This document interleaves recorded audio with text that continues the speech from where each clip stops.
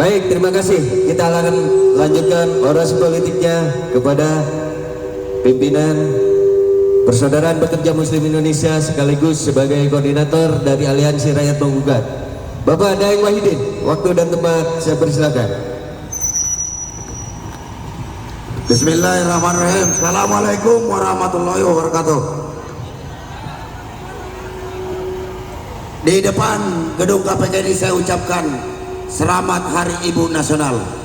Semoga Bapak Firly Bahuri yang ada di dalam mau mendengarkan suara-suara emak melalui dari mobil komando ini.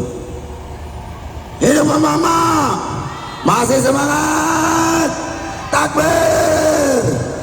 Saudara-saudaraku sekalian yang dirahmati Allah, bahwa hari ini kita mendatangi gedung Komisi Pemberantasan Korupsi ingin menyampaikan beberapa hal terkait masalah hari ini, bahwa musuh bangsa Indonesia, musuh rakyat Indonesia, the real teroris adalah kaum koruptor yang mengerus uang negara untuk kepentingan kelompok dan partai politiknya.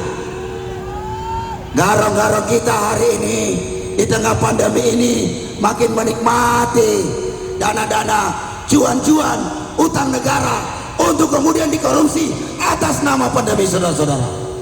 Terbukti banyak pejabat negara yang tidak punya etika, tidak punya moral, melakukan tindakan amoral dengan terlibat dalam bisnis PCR. Bisnis PCR ini sejak awal ada itu harganya tidak tanggung-tanggung, 3 juta satu kali tes, kemudian turun lagi 2,5 juta, kemudian turun lagi 1 juta, kemudian turun lagi 750, turun lagi 300. Ini semua perubahan harga ini ternyata ditentukan oleh istana. Betapa tidak, yang minta tawar harga PCR ini turun adalah Presiden Jokowi. Presiden Jokowi dalam pidato kenegaraan tanggal 18 Agustus meminta waktu itu harga tes PCR sebesar 2 juta sampai 1,5 juta, minta diturunkan harganya 750.000 rupiah, kemudian dirubah menjadi 500.000 rupiah, selanjutnya 300.000 rupiah. Berdasarkan pengakuan Bapak Erick Thohir bahwa harga tes PCR ini itu diputuskan dalam rapat terbatas yang dihadiri oleh Presiden, Wakil Presiden Republik Indonesia, para Menko, Menteri Keuangan, dan lain-lain sebagainya. Maka patut kita duga bahwa keterlibatan pejabat negara dalam hal ini bisnis PCR, karena Bapak Luhut sendiri mengakui bahwa dia salah satu komisaris dalam perusahaan yang mengelola bisnis PCR, dan Bapak Erick Thohir melibatkan kakaknya yaitu Boy Thohir dalam hal ini, maka itu adalah sebuah perbuatan yang tercela, perbuatan maka dari itu kita minta keseriusan daripada pimpinan KPK untuk benar-benar mengusut tuntas bisnis PCR ini yang jelas-jelas merugikan kepentingan rakyat Indonesia. 24 triliun dana sudah masuk kantong ke mereka, saudara-saudara. Ini berdasarkan informasi dari salah satu anggota DPD RI.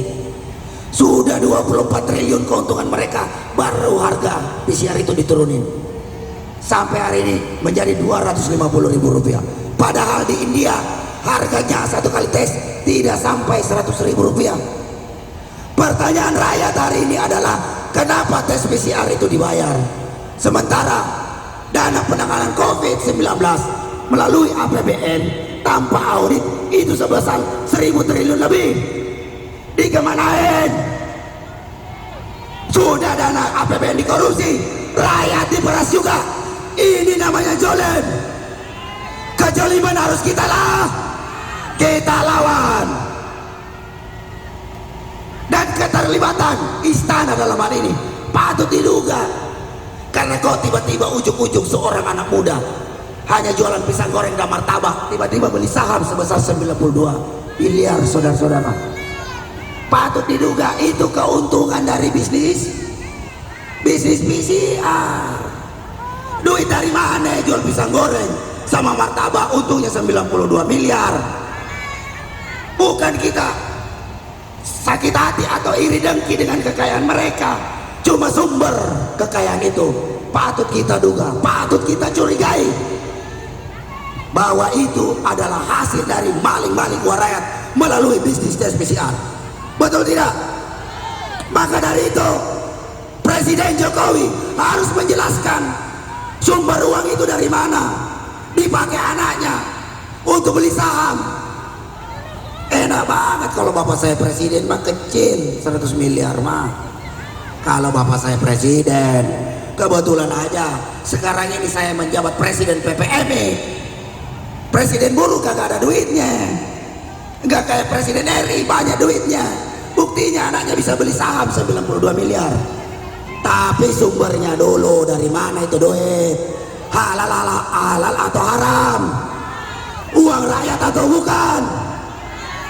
Maka dari itu kalau Jokowi tidak mampu menjelaskan sumber uang itu, maka secara etika Jokowi yang keras ngomongnya tuh masih kayak belum makan. Udah makan belum sih? Nah saya tanya lagi, kalau Jokowi tidak mampu menjelaskan sumber uang itu 92 miliar itu secara etika dan moral, maka Jokowi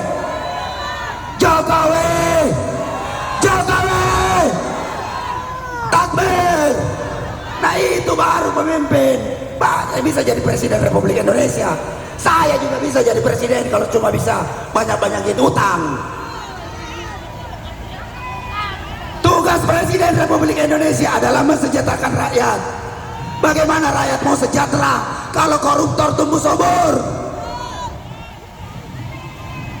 Padahal saya tahu kawan-kawan kita yang kopral-kopral polisi ini gajinya berapa? Hanya UMR, tugasnya berhadapan dengan rakyat yang anti korupsi. Kalau uang negara ini tidak dihabiskan oleh para koruptor, maka saya yakin minimal gaji bapak-bapak polisi ini yang bintara-bintara itu 15 juta per orang per bulan. Kenapa saya bilang begitu? Karena tenaga kerja asing asal Cina kerjanya serabutan itu digaji 15 juta pak. Itu bapak sudah digaji murah, disuruh berhadapan dengan rakyat. Jangan mau. Lawan kita adalah para koruptor. Bapak juga punya keluarga yang perlu disejahterakan, kesejahteraannya hilang gara-gara korup. Maka dari itu, jika Bapak Jokowi tidak mampu memberantas korupsi sesuai janji kampanyenya, maka Jokowi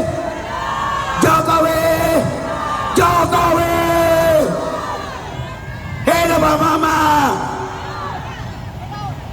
Ini juga makanya kita mendukung Bapak Firly, karena Bapak Firly kemarin menyatakan dengan serius bahwa siap mengusut tuntas para pejabat yang terlibat bisnis PCR.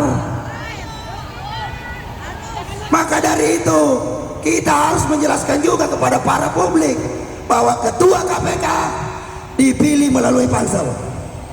Tidak ada urusannya mutasi-mutasi dengan Bapak Kapolri, tidak ada urusannya. Justru ketua KPK kedudukannya setara dengan Bapak Kapolri. Karena kenapa? Ketua KPK dipilih melalui pansel di DPR RI, melalui proper entes, kemudian lewat pansel DPR RI, kemudian diusulkan dipilih oleh legislatif, kemudian dilantik oleh presiden. Sama dengan Kapolri, Kapolri dilantik juga sama presiden. Jadi antara ketua KPK dan Kapolri setara kedudukannya secara kelembagaan. Satu memimpin kepolisian Republik Indonesia, satu memimpin Komisi Pemberantasan Korupsi yang bersifat lex spesialis khusus memberantas korupsi. Maka dari itu saya pernah menyatakan bahwa karena ketua KPK ini setara dengan Kapolri, maka Pak Firly berhak menyandang bintang 4. Tapi kalau dia mampu memberantas dan serius memberantas, mengungkap dan memenjarakan semua aktor-aktor intelektual daripada yang terlibat bisnis PCR, korupsi dana bansos, dana COVID, dana APBN, kemudian yang terlibat Pandora Papers, maka Pak Firly oleh Aliansi Rakyat Menggugat dikasih bintang 7. Betul tidak? Betul tidak? Begitu juga sebaliknya. Kalau tidak mampu, maka kita akan terus datang aksi ke sini. Kalau perlu, kita minta Bapak Jokowi copot Firly sebagai ketua KPK. Kalau Pak Jokowi tidak mampu juga copot ketua KPK, maka Jokowi. Nah gitu. Nah, maka dari itu, dari sekian banyak skandal yang terjadi, perampokan uang rakyat, alam pun sudah tidak menerima kelakuan rejim ini. Di mana-mana gunung meletus, di mana-mana banyak kebanjiran, di mana-mana banyak bencana alam, karena Allah sudah murka. Murka kenapa? Karena para pejabat yang diberikan amanah disumpah di atas Al-Quran, bersumpah atas nama Allah, ternyata kerjanya adalah maling uang rakyat. Maka dari itu, kalau tidak bisa diberantas secara serius, maka Jokowi takbir. Nah gitu. Jadi begitu saudara-saudaraku sekalian, bahwa kami datang di sini menyampaikan banyak tuntutan. Yang pertama adalah kita minta kepada KPK untuk menuntut kepada koruptor itu dengan hukuman mati. Itu satu. Yang kedua, usut tuntas Pandora Papers yang melibatkan pejabat-pejabat negara dan diduga dan disinyalir terdapat di situ adalah uang-uang dari hasil korupsi, uang-uang milik rakyat sebesar 11.000 triliun lebih, saudara-saudara. Kemudian kita minta usut tuntas dana COVID-19. Kemudian dana bansos, bukan cuma Julian Batubara yang terlibat, tapi emaknya juga diduga terlibat, saudara-saudara. Karena tidak mungkin si Batubara itu mengkorupsi dana bansos, itu bekerja dengan sendiri-sendiri, tidak mungkin.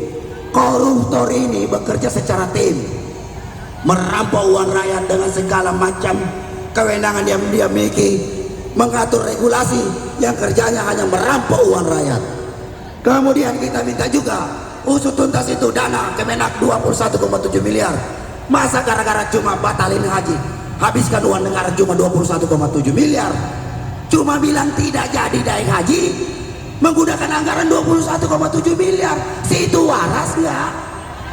Itu gila nggak? Gila banget.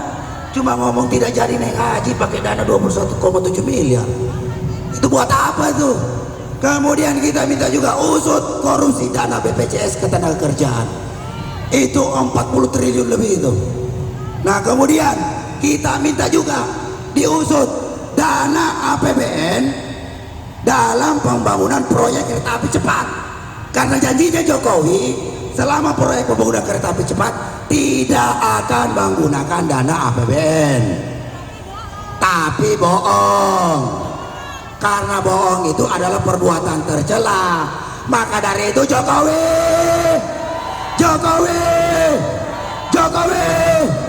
Nah itu. Dan yang terakhir, kita minta KPK minta keterangan Presiden Jokowi gratifikasi yang kurang lebih 92 miliar kepada anaknya Kaisang yang membeli saham itu harus diusut tuntas. Kita minta klarifikasi itu uangnya dari mana, karena tidak mungkin dana itu hasil jual pisang goreng atau martabak. Ini ukuran aja, saya bukan sarjana ekonomi, tapi dagang pisang goreng dengan dagang martabak tidak mungkin untungnya 92 miliar. Maka dari itu patut diduga dana itu adalah bagi-bagi hasil daripada bisnis PCR, betul tidak? Maka dari itu, jika Bapak Jokowi tidak mampu mengklarifikasi sumber dana itu, maka baiknya Jokowi